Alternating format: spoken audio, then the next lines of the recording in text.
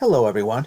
So here we are in our story with Galileo Galilei, who is fighting the prevailing Aristotelian viewpoint and trying to prove that we could be on a moving Earth, that in fact we could have a Copernican solar system where the Earth is just one of many planets orbiting the Sun. But how could we possibly be on a moving Earth? Doesn't feel like we're moving. How would that work? Well, I want to show you a couple of demos here. The first one is really from the IVV that I had you do. And just in case you didn't watch it, or just so that I can talk about it a little bit, kind of spliced a couple of the movies together. So just watch this, and then I'll make a couple comments. We are here in the beautiful School of Law building to do some physics experiments. If I take some object, I don't know, maybe a chair or something, and I give it a shove and let it go, what do you think is going to happen? It'll move a few feet and then stop. Or fall over. Or fall over. On the object, Okay, very good. We're going to try that experiment right here. Instead of a chair, we're going to use a piece of wood. And I'm going to give it a pretty good shove. Okay, 1, 2, 3. All right, come on back. Tell me what you saw. Well, it moved a little bit, a couple inches, and then it stopped. It didn't move very much. It didn't move very much. Why do you think it didn't move very much? Friction would be my guess. What do you think would happen if we could reduce friction even more? It would go even farther. Would go even farther. I like that answer. Sounds very logical. If we push that to its logical conclusion, let's say we reduce friction even more after that. What happens? Well, I guess if you could eventually get friction to zero, the object would never stop. Believe it or not, we can actually do that experiment. Almost, anyway. We can make friction go to almost zero. I have some dry ice, okay? And the beauty of dry ice, it's solid carbon dioxide, by the way, is that where regular ice melts into a liquid, dry ice turns directly into a gas. We call that sublimation. And so it doesn't make anything wet. And for our purposes, what's nice, see, that's the gas.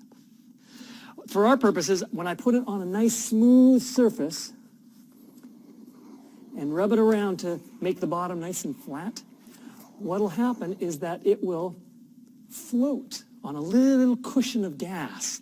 And so there won't be any rubbing between the dry ice and the floor, effectively removing friction. I'm going to shove this the same way I was shoving the piece of wood, and let's see how far it goes. Oh my gosh. I mean, look at it. It's cruising. Wow.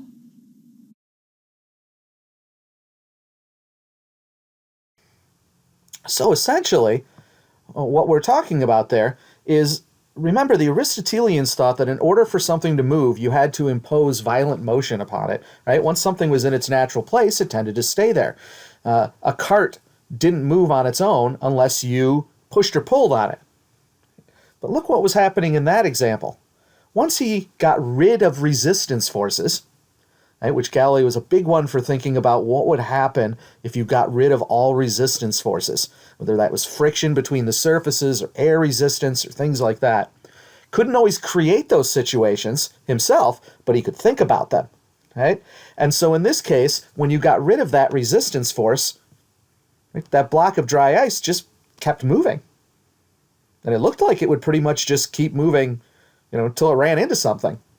Right? That once it got moving, it had a tendency to just keep moving all on its own. Right? Completely different than the Aristotelian viewpoint. The second demo I want to show you is a piece of equipment that we actually have. It's called a Ballistic Cart. A Ballistic Cart is a device that has a spring-loaded launcher. Okay, and when you trigger, there's a little photo gate on the side, and when you put something in the middle to trigger the photo gate, it shoots a ball straight up in the air. Right? And you're going to see this in here. So let me show you this little demo and talk about it a bit.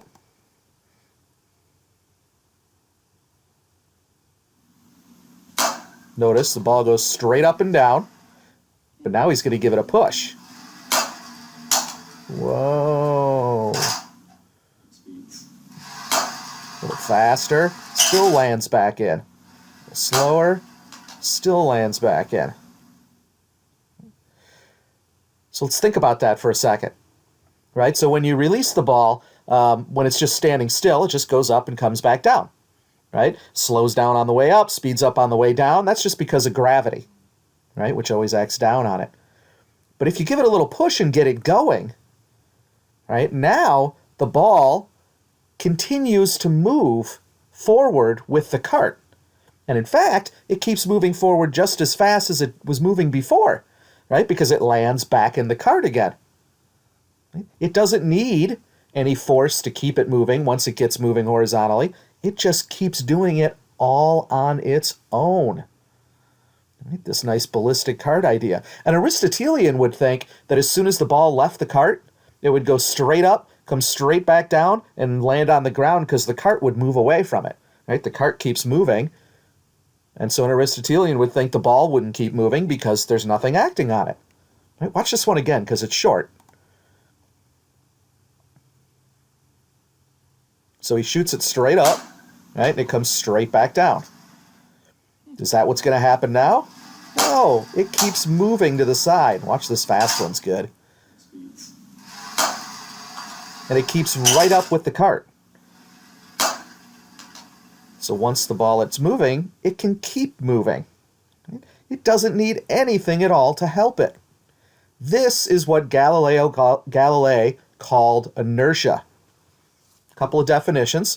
Inertia is a property of matter. If something has mass, it has inertia. It has a tendency to just keep doing whatever it was doing before. In shorthand, we like to say that it has the same state of motion. Okay? This basically means if it's at rest, it tends to stay at rest. If it's moving, it tends to keep moving, all on its own. Right? So objects on their own have a tendency to just keep doing what they're doing. Now, you guys have a lot more experience with this than they would have in Galileo's time. Okay, consider if you're in your car going 70 miles an hour down the highway, right? Windows rolled up so we don't have to deal with air resistance.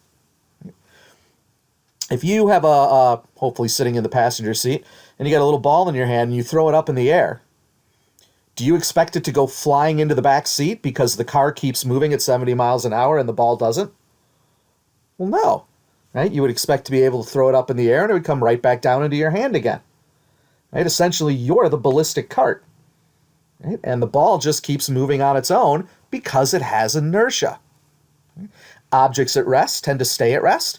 Objects in motion tend to stay in motion. They move in a constant velocity. They move in a straight line at a constant speed. Okay? With this idea, Galileo Galilei could then explain how we could be on a moving Earth, because we just keep moving right along with it. And in fact, there's not any resistance to the movement of the Earth because the whole atmosphere moves right along with the Earth. Right? And there's nothing out in space to resist our motion. So once we get moving with the moving Earth, we just stay moving with the Earth. Right? So in those examples that you saw in the movie, you drop a ball, it falls straight down even though the Earth keeps moving while it's falling because it keeps moving with it. Right? So a lot of good demos both in the movie and then what you've seen in here, right, to kind of convince you of this whole idea of inertia. And of course, this is the idea that got Galileo in trouble, as they showed you in the movie, right, because he proved that the Earth was just one of, or explained how the Earth could be just one of many planets orbiting the sun, right? And that went against the teachings of the church, and for that he was imprisoned for the last 8 years of his life at his estate and forced to recant his Copernican beliefs. He's told that he could no longer teach it, right? It's a big situation where he was forced to kind of recant what he was saying, but he really did believe it. I really like in the movie where it says that the legend is, as he's put into his estate for house arrest, he says, "Eppure si muove," which means, and yet the Earth moves. So it keeps moving anyway because it was moving before and it has inertia.